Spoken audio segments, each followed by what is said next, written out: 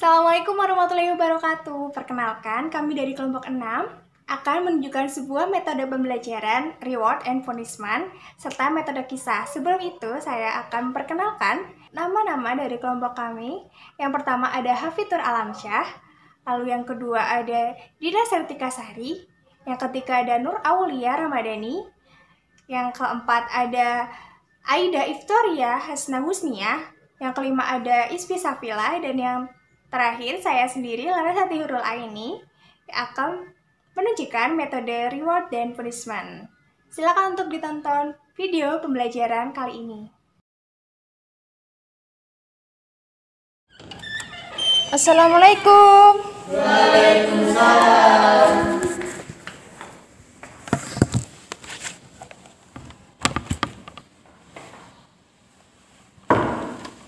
Assalamualaikum warahmatullahi wabarakatuh. Waalaikumsalam warahmatullahi wabarakatuh. Selamat pagi anak-anak. Pagi Bu. Apa kabarnya hari ini? Alhamdulillah luar biasa. Allahu Akbar. Alhamdulillah. Sebelum pembelajaran kali ini dimulai, marilah kita membaca basmalah bersama-sama. Bismillahirrahmanirrahim. Selanjutnya Ibu akan mengabsen kalian satu persatu ya. Iya. Hafid Nur Alamsyah, Hadir Bu. Nur Aulia Ramadhani, Hadira. Isfi Safila, Hadira. Aida Iftoria Hasna Husnia. Izin Bu. Kemana? Sakit. Oh ya, semoga cepat sembuh ya. Amin.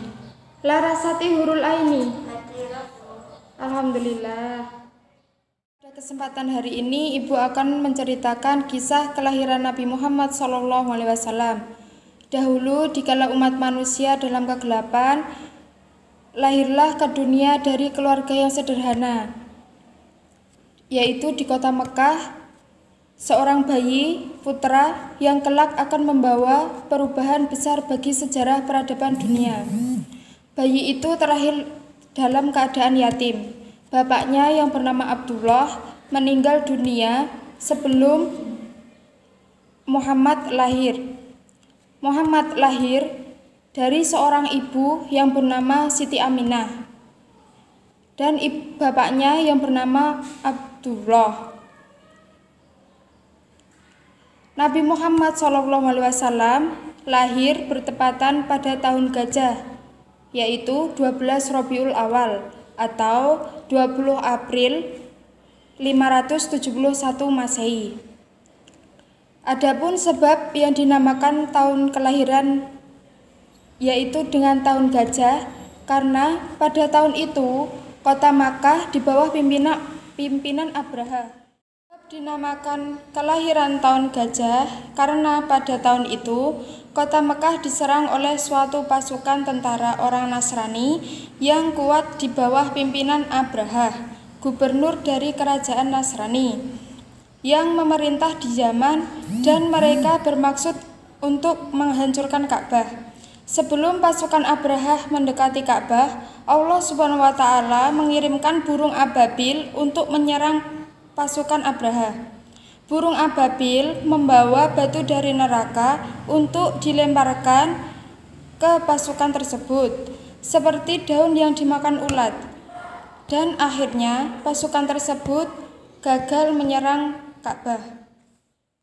Setelah Nabi Muhammad lahir, beliau disusui dan diasuh oleh wanita Badiah yang bernama Halimah Sa'diyah selama kurang lebih 4 tahun. Setelah itu, Nabi Muhammad dikembalikan kepada keluarganya dan diasuh oleh kakeknya yang bernama Abdul Muthalib dikarenakan pada usia 6 tahun ibunya telah wafat. Ibunya yang bernama Siti Aminah telah wafat.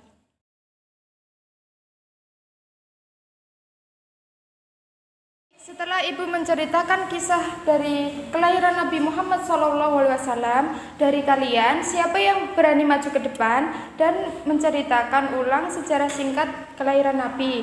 Nanti ibu akan memberikan hadiah bagi yang bisa menjawabnya, dan yang tidak bisa nanti ibu akan memberikan sesuatu. Siapa dari kalian yang berani maju? Saya, Bu. Baik, silahkan Mas Hafid. Ya, di sini saya akan menceritakan ulang. Beliau lahir pada 12 Rabiul Awal atau tahun gajah. Terus ayahnya bernama Abdullah dan ibunya bernama Siti Aminah. Benar kan, Bu? Iya, betul. Oh iya, terus kakeknya bernama Abdul Muthalib. Selama hidupnya beliau diasuh dan disusui oleh Halimah. Halimah siapa ya? Halimah siapa, Bu? Lupa saya. Halimah Sa'diyah. Oh iya. Udah itu aja, Bu, yang saya tahu, Bu. Gimana? Betul. Baik, terima kasih Mas Hafid dan ini hadiahnya. Ya, makasih, Bu. Iya, sama-sama.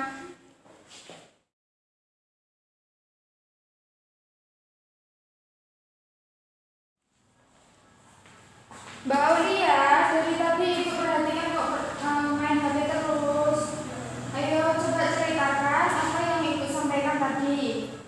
Sejarah singkat kelahiran Nabi Muhammad. Nggak tahu, Ibu. Makanya bisa lagi didengarkan. Iya, Bu. Coba sekarang maju ke depan. Saya? Iya. Baik, silakan maju ke depan, hafalkan surat An-Nas.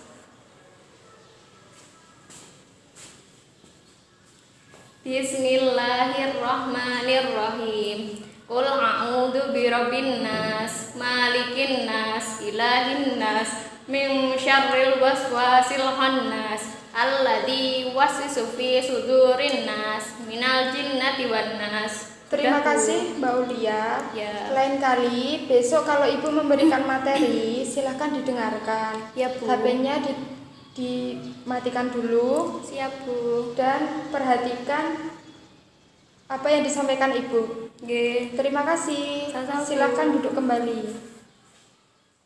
Baik anak-anak, besok lagi jangan seperti Mbak Ulia ya, yang tidak memperhatikan guru, main HP sendiri. Silahkan besok siapa saja yang mengajar kalian di depan, entah Bapak Ibu guru atau yang lainnya, silahkan didengarkan. Kalau perlu dicatat. Siap? Siap, Oke, terima kasih. Pada pertemuan kali ini, apabila Ibu ada salah kata, Ibu mohon maaf. Wassalamualaikum warahmatullahi wabarakatuh. Waalaikumsalam warahmatullahi wabarakatuh. Nah, bagaimana video penerapan metode reward dan punishment serta kisah yang teman-teman tonton? Saya akan menjelaskan sedikit tentang metode reward dan punishment. Metode reward dan punishment secara sederhana adalah memberikan hukuman ketika melakukan hal buruk dan memberikan hadiah jika melakukan hal baik. Metode ini bertujuan untuk memotivasi anak ketika diberikan hadiah akan mempertahankan prestasinya bahkan meningkatkannya. Adapun punishment atau hukuman yang diterima oleh anak diharapkan memberikan efek jera dan tidak melakukan kesalahan yang sama lagi. Selanjutnya mengenai metode kisah. Metode kisah ini ialah pendidikan dengan membacakan sebuah cerita yang mengandung pelajaran baik. Dengan metode ini, peserta didik dapat menyimak kisah-kisah yang diceritakan oleh guru, kemudian mereka mengambil pelajaran dari cerita tersebut. Metode kisah ini juga terdapat tujuan dan manfaat. Di antara lain, tujuan metode kisah ialah yang pertama mendorong atau menstimulasi, yang kedua menyakinkan, yang ketiga menggerakkan, dan yang terakhir adalah menginformasikan. Lalu selanjutnya mengenai manfaat metode kisah di antara lain ialah yang pertama menjelaskan konsep-konsep dasar dakwah atau pelajaran-pelajaran kisah-kisah dari Rasulullah. Yang kedua, meneguhkan hati Rasulullah dan para pengikutnya. Yang ketiga, menegaskan kebenaran pada nabi sebelumnya. Yang keempat, ialah kebenaran menunjukkan kebenaran yang dibawa oleh Rasulullah. Dan yang terakhir adalah komparasi dengan apa yang dibawa oleh ahlul kitab. Di sisi lain, metode kisah ini juga terdapat kelebihan, kekurangan, dan fungsi dari metode kisah ini. Metode kisah ini memiliki kelebihan di antara lain, kisah dapat mengaktifkan semangat siswa, dapat mengarahkan semua emosi hingga menyatu pada suatu kesimpulan yang terjadi pada akhir cerita. Kisah yang diceritakan selalu memikat, dapat mempengaruhi semangat emosi, dan yang terakhir, dapat nilai-nilai cerita yang dapat dicontoh di kehidupan sehari-hari siswa. Selanjutnya, bukan hanya kelebihan, melainkan juga terdapat kekurangan dalam metode kisah ini. Di antara lain, pemahaman siswa menjadi selanjutnya bersifat monolog dan dapat menjemukan siswa. Dan yang terakhir adalah sering terjadi ketidakselarasan isi cerita dengan konteks yang dimaksud sehingga pencapaian sulit terwujud. Selanjutnya yang terakhir ialah mengenai fungsi dari metode kisah. Di antara lain yang pertama, menanamkan nilai-nilai pendidikan yang baik, dan yang kedua, mengembangkan imajinasi anak, dan yang terakhir adalah membangkitkan rasa keingintahuan anak tersebut. Terima kasih telah menyaksikan video dari kami, dan kurang lebihnya kami mohon maaf. Semoga bermanfaat. Wassalamualaikum warahmatullahi wabarakatuh.